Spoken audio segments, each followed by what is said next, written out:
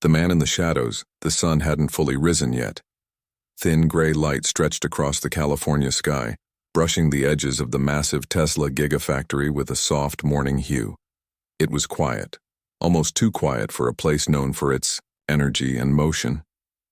Inside the gates, thousands of workers would soon file in, heads down, lunchboxes in hand, minds already burdened with the long shift ahead. But today, something was different. Someone unexpected had already arrived. He wasn't wearing a suit. He wasn't riding a luxury car. He stood quietly by the loading bay in jeans, a basic gray hoodie, and old work boots that had seen better days. That someone was Keanu Reeves. No one recognized him. Not yet. And that was the point. A few weeks earlier, Keanu had read a story online. It wasn't trending. It didn't go viral. But it hit him hard. A former factory worker named Camilla had written a long post about her time at a Tesla plant. She praised the technology, the innovation, and the dream behind it all. But she also spoke about exhaustion, neglect, and the way some workers felt invisible. She wasn't angry, just tired and unheard. Keanu couldn't let it go.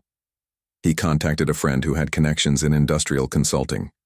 Within days, he arranged to join a team of temporary laborers, completely unrecognizable and under a false name.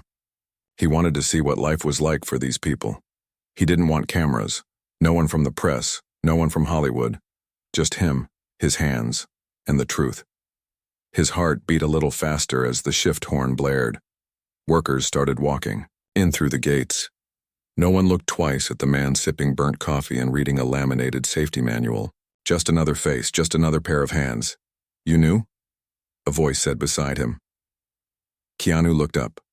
A man, early 40s, wearing a faded flannel shirt and a warm but tired smile stood next to him. "Yeah. Name's Kai," Keanu replied, using the name he'd chosen for the job. "I'm Malik, stick with me." First day's always rough. Malik didn't know it. But in that moment, he became Keanu's guide through the underbelly of something much bigger. The factory was a roaring beast. Machines hissed, belts clanked, metal screeched against metal. It was a beautiful mess of human coordination and mechanical power. The floor was divided into sections: assembly, inspection, welding, packaging. Keanu was assigned to battery module assembly. The work was hard, repetitive, heavy. His back hurt by the second hour. His arms ached, but what hurt the most wasn't physical. It was emotional. He watched how many of the workers moved like ghosts. No smiles, no laughter, only the dull beat of survival. He saw one young woman, barely 20, drop a tool. A supervisor nearby snapped at her, loud and harsh. Her hands trembled as she picked it up. No one said a word. They were used to it. "You get used to that?" Keanu asked Malik quietly during a short water break. Malik shrugged. "Not really. You just stop reacting. That's how they win." "How long you been here?" Keanu asked. 7 years. Worked my way from part-time to full-time. Still feels like I'm a temp sometimes," he chuckled without joy. Keanu nodded. He saw it. The quiet suffering, the resilience, and beneath it all the goodness that refused to die. During lunch, Keanu sat alone at first. He didn't want to draw attention. But then, he noticed a woman crying softly by the vending machines. Everyone passed by like she wasn't even there. He approached gently. "Hey, you okay?" She looked up, startled. I just need a minute," she whispered. "Take your time." "You're not alone," he said. It was a simple sentence. But her eyes welled up more. Maybe no one had said that to her in years. That moment stuck with Keanu. More than any scene he'd shot, more than any award he'd won. Later that night, back in his motel room, Keanu took out a small notebook. He started writing. Not a script, not lines, just notes, names, faces, behaviors, not to expose but to understand. He wanted to make this experience real, not performative. If he was going to speak up later, he needed to do it with the full weight of truth. On the second day, something happened that tested him deeply. One of the older workers, a man named Jorge, collapsed near the end of the shift. Heat exhaustion. His breathing was shallow. The floor supervisor radioed someone but didn't stop the line. The other workers kept moving, stepping around Jorge like he was a broken piece of equipment. Keanu dropped everything and rushed over. "He needs water now," he shouted. The supervisor frowned. "Get back to your station." "He's not a machine," Keanu said firmly. Others paused, some turned, but no one moved. They were frozen, by fear, by routine. Keanu looked at a nearby worker. "Please, water now." That worker ran. When Jorge finally opened his eyes again, Keanu was holding his hand. "You're okay, man. Hang in there." The supervisor stormed over. "You'll get written up for that. Not your job to—" "Then write me up," Keanu said. "But he's not dying on my watch." For the first time, eyes in the factory actually looked at him, not as a stranger, not as an outsider, but as someone who had done what others were too afraid to. After Jorge was taken to the infirmary, Malik walked over and whispered, "You don't talk like a temp." Keanu smiled faintly. "Maybe I'm not." Malik narrowed his eyes. "You a journalist? Undercover investigator?" Keanu didn't answer, just patted his shoulder and got back to work. By the end of the week, word had spread about Kai, the new guy who stood up, who listened, who helped a woman clean up her spilled lunch when no one else even blinked. He didn't speak much, but he noticed everything, and that noticing made people feel visible again. On Friday, during a break, Malik finally pulled him aside. "Look, man, I don't know who you really are, but whatever you're doing here, thank you." Keanu looked him in the eye. "I'm just learning, Malik, from people like you." What no one knew was that Keanu had already started calling in favors. Not the kind that made headlines. The kind that changed lives behind the scenes. He'd already drafted a letter to Tesla's internal leadership. Anonymous. With detailed stories, suggestions, and ideas on how to improve the emotional environment of the factory.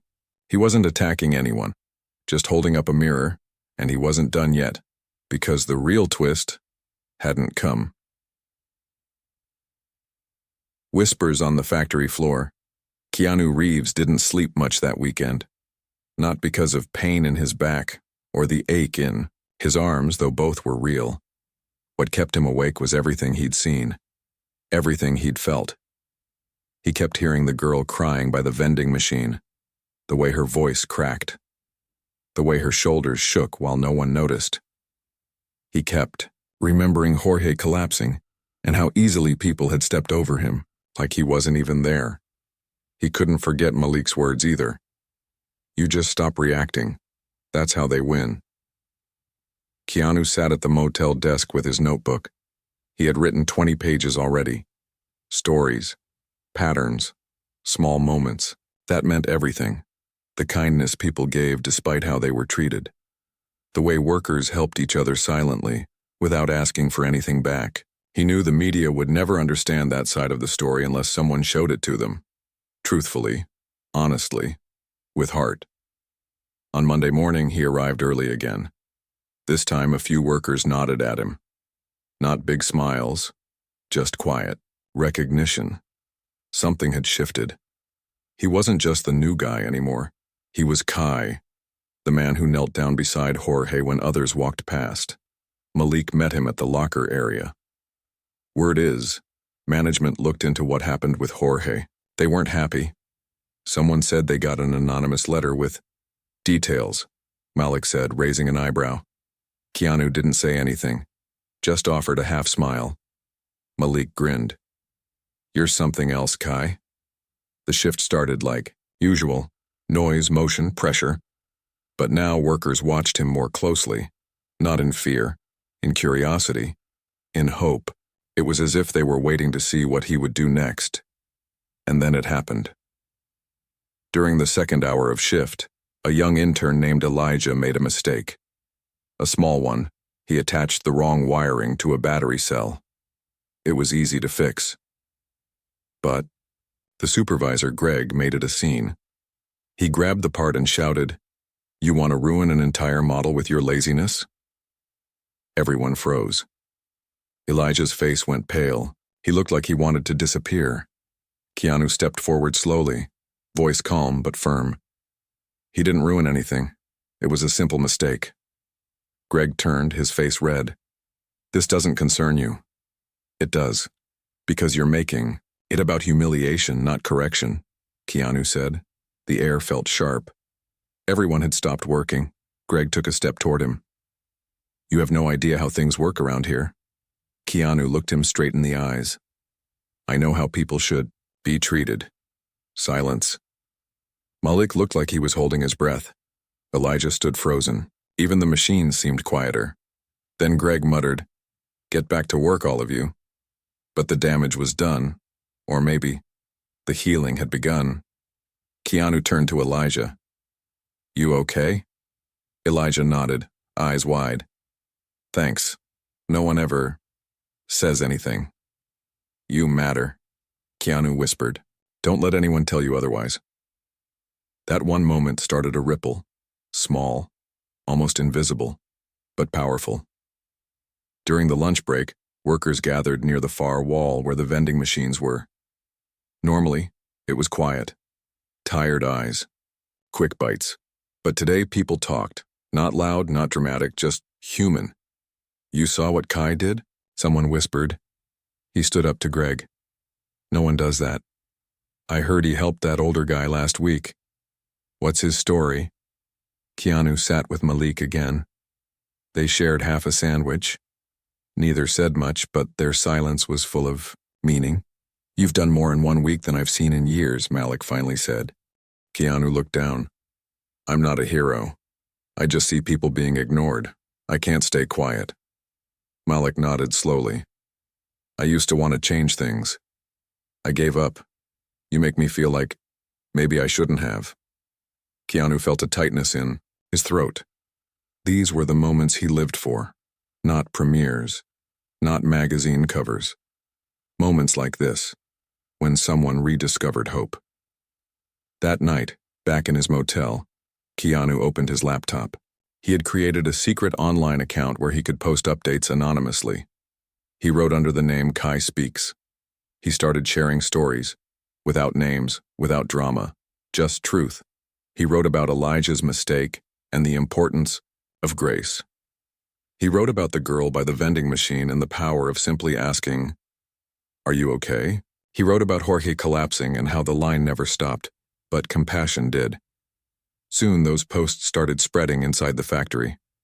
Someone printed one and pinned it to the break room wall. Someone else read it aloud during lunch. No one knew who Kai really was, but everyone was listening. By the end of the second week, Keanu noticed something strange. The floor felt different. The energy wasn't cheerful, but it was no longer dead. Workers made eye contact. Some offered help before it was needed. One man brought in donuts and left them with a note. "For anyone who needs a small reason to smile." The change wasn't because of Keanu alone.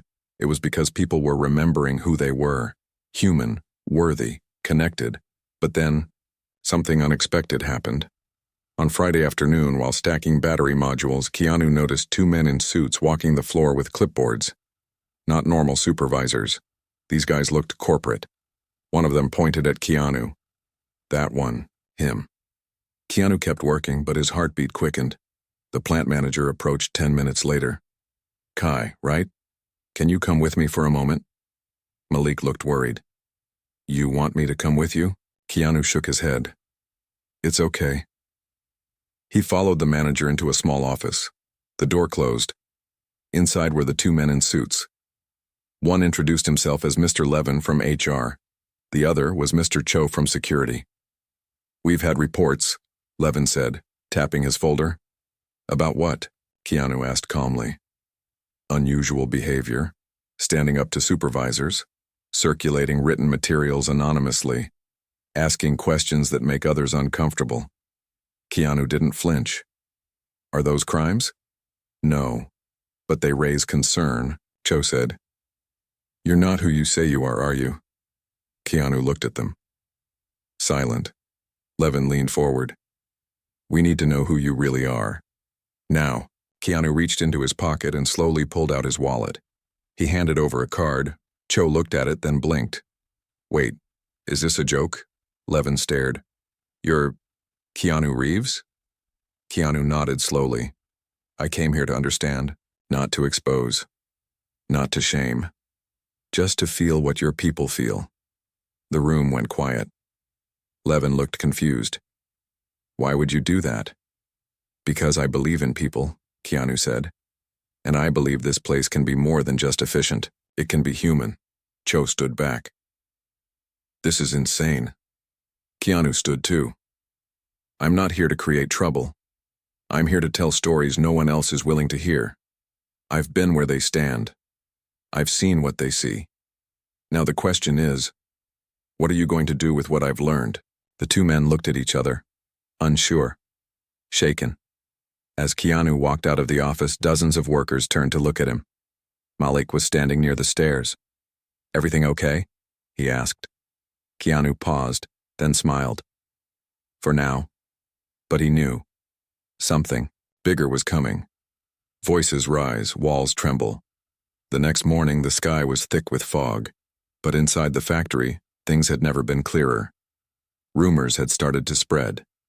Someone said the man named Kai wasn't who they thought he was. Someone else swore he saw Kai walk into the HR office and come out without a warning or write-up, something unheard of. Whispers floated through the hallways like electricity. Did you hear? They say he's famous, but he works like the rest of us. Keanu walked through the metal double doors just like any other day. Except today, people didn't avoid his eyes. They looked straight at him. Not because they feared him, because they respected him. Something was happening, something no one could explain. He met Malik at the locker area. So, Malik said, crossing his arms. You gonna tell me who you really are? Keanu smiled faintly. Does it change anything? Malik stared for a long second, then he shook his head. No, because you showed up before anyone knew. That's what matters. Keanu nodded. Then let's get to work. But before their shift even began, a voice came through the intercom. Unusual. It wasn't the usual safety announcement or shift change.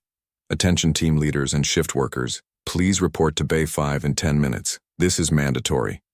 Everyone froze. Bay 5 wasn't normally used for meetings. It was large, echoing and filled with shipping pallets and forgotten equipment. Now, it had rows of folding chairs, and at the front, a tall podium had been set up, awkwardly placed next to some industrial fans. As people gathered, a hush fell across the room. There was a strange tension, fear mixed with curiosity. Keanu sat quietly among them, his hoodie pulled up. Then the plant manager stepped onto the platform. Behind him, Mr. Levin and Mr. Cho stood stiffly. Thank you for coming, the manager said, clearing his throat. We've had a unique situation brought to our attention. Murmurs. It has come to our knowledge that one of our temporary hires is, in fact, not who we thought he was. The murmurs grew louder. The manager continued. He came here under a false name, not to deceive but to observe, to learn. All heads turned. Eyes scanned the crowd. Some had already guessed. Malik glanced sideways at Keanu. Do you want me to say something? Keanu whispered. No, Malik said. Just be you. The manager raised his hand. Ladies and gentlemen, Mr. Keanu Reeves. Gasps rippled through the crowd. Some workers sat up straighter. Others leaned forward. No one laughed. No one clapped. They were too stunned. Slowly, Keanu stood. He didn't rush. He didn't smile. He walked to the front and stepped onto the platform. His boots echoed lightly against the metal floor. He looked out at the faces, tired, curious, hopeful, faces he had worked beside, faces he had come to care for. Hi, Keanu said, voice quiet. I know this is unexpected, maybe even confusing, but let me tell you the truth. I came here to see what most people never see. I didn't come with cameras. I didn't come with a script. I came with open eyes, open ears, and open hands. The workers stayed silent, hanging on to his every word. I saw kindness where no one else was looking. I saw strength in the silence. I saw people giving everything they had and being treated like they were replaceable. A woman in the front row covered her mouth, holding back tears. I saw Malik, Keanu said, turning to him. Show me what real leadership looks like, not with a title but with heart. I saw Elijah take blame when he needed support. I saw Jorge nearly collapse because no one noticed he was fading. Now more heads nodded. People remembered. You are the ones who keep this place running. Not the machines, not the policies, you, your hands, your backs, your spirit, someone clapped. Then another and another, until the room filled with raw emotional applause, not for a movie star but for the truth. When the clapping died down, Keanu said quietly, I'm not here to embarrass anyone. I'm not here to attack Tesla. I believe in innovation. I believe in progress. But progress is nothing if people are left behind. He looked at Mr. Levin and Mr. Cho. You have a choice now. You can pretend this never happened, or you can let it change something. The silence returned. Heavy. Powerful. Keanu stepped down. As he walked back to his seat, workers leaned out to touch his shoulder, shake his hand, whisper, thank yous. Malik grabbed him in a quick hug. You did it. Not yet, Keanu whispered. That night, a video clip from the meeting surfaced online. No one knew who filmed it, but it caught Keanu's speech. Raw, emotional, real. Within hours, the internet exploded. Keanu Reeves working undercover in Tesla. Actor delivers powerful speech about worker rights. We need more men like this, but while the media buzzed, Keanu stayed silent. He didn't give interviews. He didn't post online. He let the workers own the moment. But change was already starting. The following Monday, workers arrived to a surprise. 2 vending machines now gave out free snacks during night shifts. Break times were extended by 5 minutes. A new feedback box appeared near the locker area labeled, Your voice matters. Small things. But they mattered. Keanu walked the floor again. This time people didn't just nod. They smiled.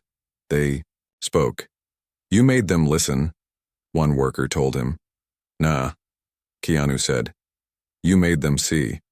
But not everyone was happy. Greg, the supervisor who had yelled at Elijah, wasn't seen for 2 days. When he returned, his behavior had changed. Not nicer, just colder. Distant. Malik warned Keanu. Watch your back. Not everyone likes being exposed. Keanu nodded. I expected that.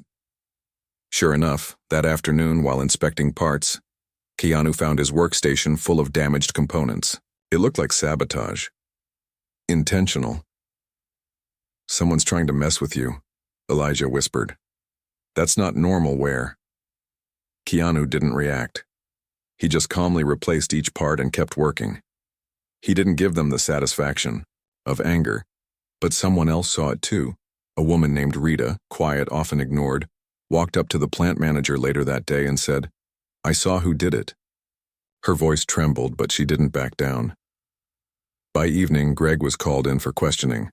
The walls were trembling now, not physically, emotionally, structurally. The silence that had covered everything for years was starting to break. That night, Keanu sat with Malik on the loading dock watching the sun go down. You ever think about leaving all this? Keanu asked. Malik laughed. Every week. Then why stay? Malik looked out at the horizon.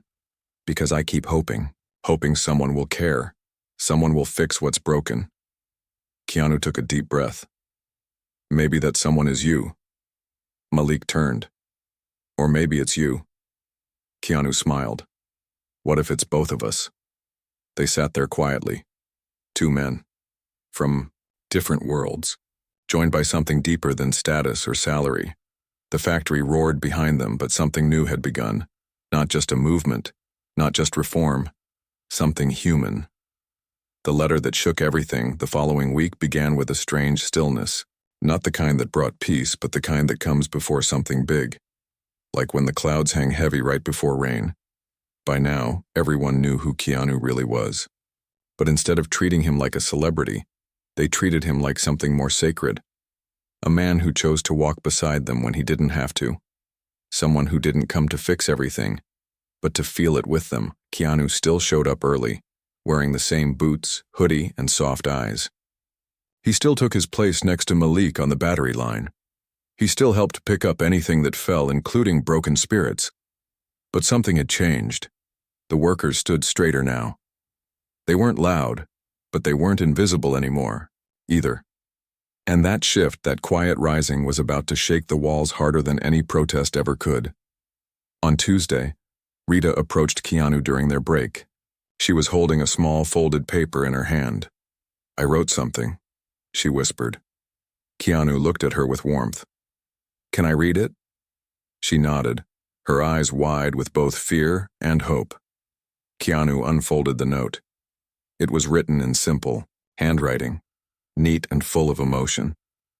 "Dear Tesla leadership, I'm one of the people who sweep your floors, who clean your bathrooms, who refill your supplies. You probably don't know my name, and maybe that's okay, but just once, I'd like you to know this. We are tired, not just our bodies, our hearts. We want to matter, not in headlines, not on social media, but here, in this place, the one we give our lives to, day after day. Signed, someone who still believes change is possible." Keanu folded the note carefully. "Can I share this with someone?" Rita hesitated, then nodded. "As long as you promise they won't just toss it." "I promise," Keanu said. "Your voice will be heard." That night, Keanu made copies of the letter. Not to post online, not to get clicks, but to slide one onto the desk of every department, head every office window he could reach, including the top-floor executive wing. No signature, no threat, just a whisper of truth wrapped in humility. By Thursday, something unexpected happened. The factory's senior director, an older man named Mr. Romero, rarely seen on the floor, came down. He didn't bring a team. No clipboard, no laptop, just himself. He walked slowly through the aisles, watching the workers. He stopped by the battery section where Keanu and Malik were finishing up a tray. "You're the one called Kai," he said softly. Keanu stood straight. "I go by that here, yes?" Romero looked at the machine, then at Malik, then at Keanu. "I read the letter." Malik glanced at Keanu, surprised. "Which one?" Keanu asked gently. Romero gave a small smile. "The one that wasn't asking for money or attention, just humanity." He looked around the floor, then back at Keanu. "You've reminded us of something we forgot." Keanu nodded. "I didn't come to blame, I came to feel what they feel." Romero was quiet for a long moment. "Tomorrow, we'll hold a listening session. Here, open floor. No punishments. No supervisors speaking. Just them." Keanu blinked. "You're serious?" "Dead serious," Romero said. "And I'd like you to help guide it." Keanu looked at Malik. Malik was stunned. "Only if you're okay with it," Keanu said to him. Malik gave a small nod. "Let's do it." Friday came. The floor wasn't silent anymore. Folding chairs were set up again.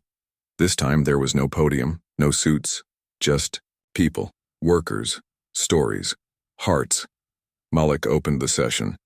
"We're not here to complain. We're here to speak, to be heard." One by one, workers stood. Jorge spoke about being afraid to ask for help.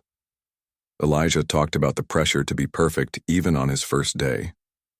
Rita shared how she used to write poetry but stopped because no one noticed her words. Each story was a small revolution. Some cried, some shook as they spoke. But all of them were met with silence that listened and eyes that saw. When Keanu finally stood, he didn't talk about Hollywood, or fame, or money. He said, "Every time someone tells their truth, a wall cracks. And when enough cracks form, the light gets in." Then he sat back down. That night, something even more powerful happened. A worker named Samir, who had never spoken much, pulled a guitar from his locker. During the final break, He played a soft melody near the vending machines. Others joined. Someone brought out a beat-up drum. Someone else sang. They weren't just workers anymore. They were people again. Keanu sat nearby, smiling softly. He didn't need to lead. He just needed to witness. Malik sat beside him. "You did something, man." Keanu shook his head. "We did." But the real twist hadn't come yet, because as they packed up for the weekend, an email was sent out to every employee. Subject: Worker Wellness and New Council Formation from Executive Team. We are forming a new committee made up of actual floor workers from every department.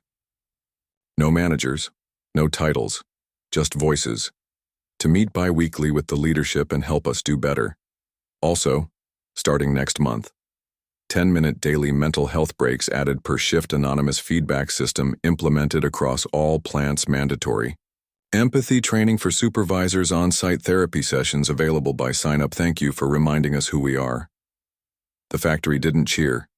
It didn't throw a party. But hearts swelled. People whispered the same thing all day. He came. He listened. And somehow he made them see. But while everyone else was celebrating, Keanu was sitting alone in the back corner of the cafeteria, sipping warm tea. His eyes were locked on a group of new temps entering through the gate. He remembered what it felt like to be one of them. Unseen, unheard. He knew the work wasn't over. The cracks were there. The light had begun to shine through, but there was still more to be done. The storm and the seed, the week after the big email, things were different, but not perfect. There was a buzz in the air. Workers whispered about the changes like they were dreaming. A wellness council, real mental health breaks, empathy training for supervisors. It all sounded too good to be true. Some believed it, others waited for the catch, and some didn't like it at all. Greg was one of them. He'd returned to the floor, quieter now, more careful. But his eyes followed Keanu. Every move, every word. And behind those eyes was something sharp. Not curiosity, not confusion, bitterness. On Monday morning, the workers gathered in Bay 3 for the first open forum. 5 chairs stood in a circle. 3 were already filled. Malik, Rita, and a welder named Antonio. All respected, all honest. Keanu stood nearby, just listening. A woman from HR handed them notebooks and said, "We're just here to listen. Speak freely." That first meeting changed everything. People spoke openly. They talked about missed breaks, favoritism, ignored, injuries. They talked about being called replaceable by their own managers. But they also shared stories of lifting each other up, buying lunch for someone short on cash, staying late to help a single mom finish her shift. It wasn't just a complaint box. It was a mirror held up to everyone, and it was raw, and it was brave. When it ended, Malik turned to the crowd and said, "We're not here to burn this place down.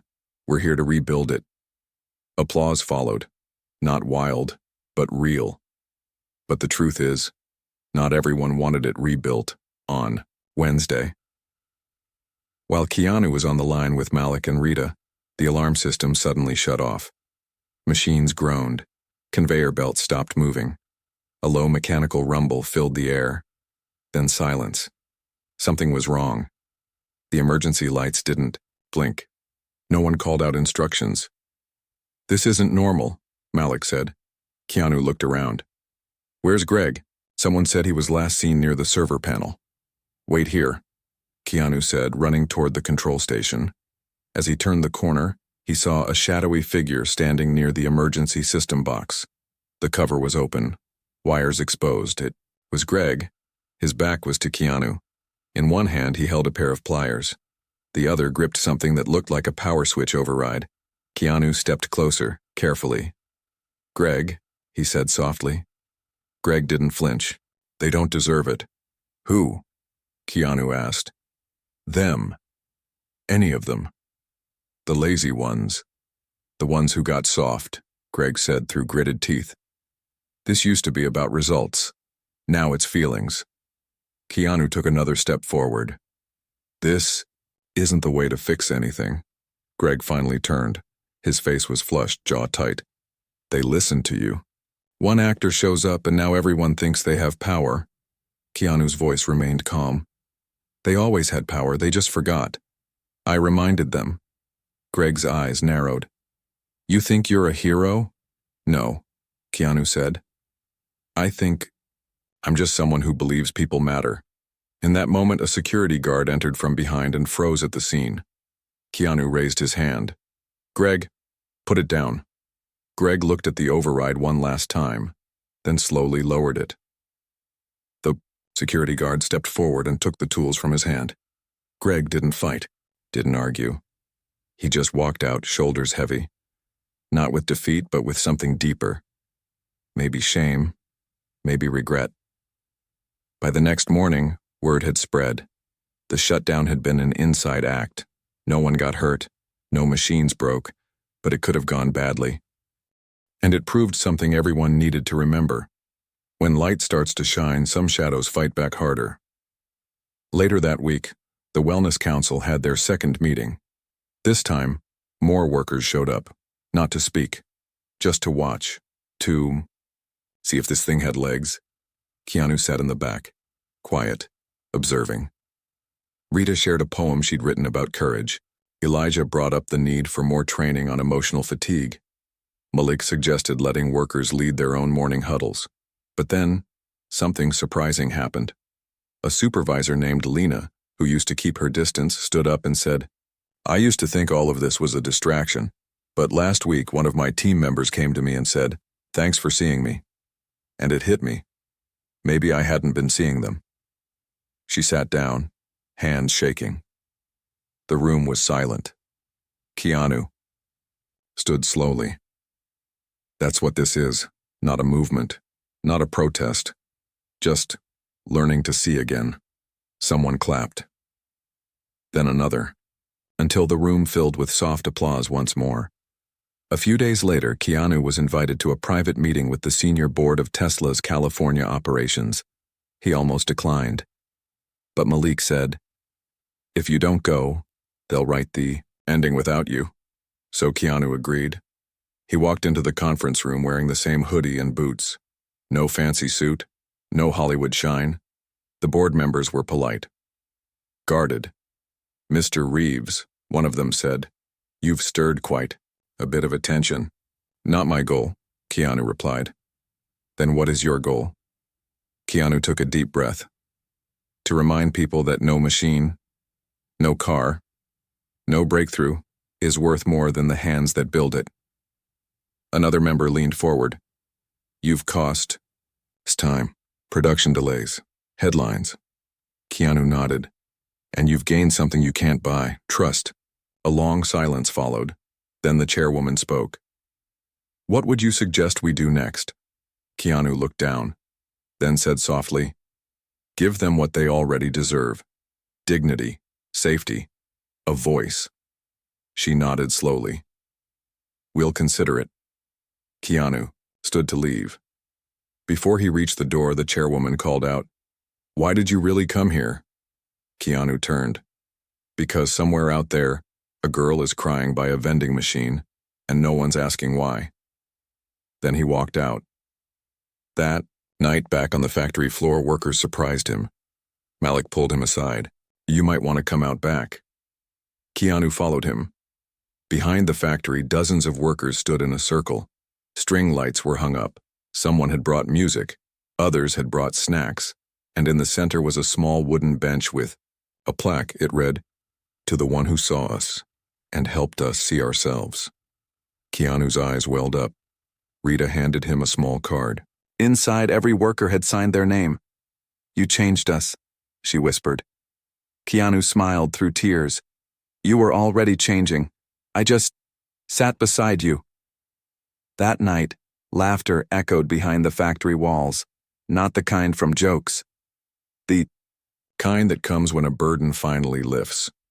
But the biggest surprise was still ahead, because just 2 days later, an email arrived at the plant from Elon Musk himself, and it would change everything. The message from above it came at 5:42 a.m. Most Of the workers hadn't even clocked in yet. The early crew was just arriving, still yawning, still tying their boots, still half asleep. But within minutes, the whispers spread like a spark across dry grass. Check your inbox. Did you see the email? It's from him, Elon Musk, himself. The subject line read simply, "To those who build the future." Keanu had arrived just before the shift began. He hadn't seen the message yet. But he could tell something was different. People weren't just walking. They were floating. Heads were high. Backs were straighter. It was like someone had lifted a curtain of heaviness off the factory floor. Malik ran up to him, phone in hand. "Read this." Keanu took the phone. His eyes moved over the words, slowly, carefully. "To those who build the future, I was made aware that a very special man walked among you these past weeks. Keanu Reeves, yes, the actor, chose to put on boots and gloves and work beside you, not as a star, but as a man who sees other humans. At first, I was confused, maybe even surprised. But now, I'm grateful. Grateful because he showed me something our spreadsheets and reports never do. He reminded me that innovation without humanity is just noise. So here's what's going to happen. Starting next quarter, every Tesla facility will form a rotating human wellness board, run by the workers, for the workers. Leadership will attend monthly empathy sessions. Mandatory. We will offer full scholarships for 3 employees per site every year to pursue dreams outside these walls, because not everyone is meant to stay in the factory forever. And yes, effective immediately, every supervisor who receives 3 separate reports of emotional misconduct will be removed from their position, because here's the truth, machines can't feel, but you can, and that's what makes you powerful. Thank you, Keanu. But more importantly, thank you, team." Elon. Keanu lowered the phone slowly. The room around him had come alive. People were hugging. Some were crying openly. Malik stood speechless. Rita leaned against a pole, hand over her heart. Elijah was on his knees, hands over his face, shaking quietly. Not out of sadness, but because he'd never heard someone like Elon say words like that. Keanu didn't speak. He didn't need to. His eyes said it all. The next few days were filled with a kind of joy the factory had never known before. Not perfect, not fake, but real. You could hear laughter now. Soft, unsure at first, then louder. You could see it, in the way workers helped each other without being asked, in the way supervisors approached with gentler words, in the way new hires were welcomed, not ignored. Even the machines sounded different somehow. Still loud. Still humming. But now they echoed inside a place that was finally learning how to care, and while all this was happening, Keanu continued to work. He didn't leave right away. He packed battery modules, helped sweep the floors, shared meals in the break room, and one day Malik found him outside near the loading dock sitting on a crate looking up at the sky. "You stayed longer than you had to," Malik said. Keanu smiled. "Because I wasn't finished learning." Malik sat beside him. "What now?" "Now," Keanu said slowly, "I go tell more stories, not about me, about you, about what happens when people see each other."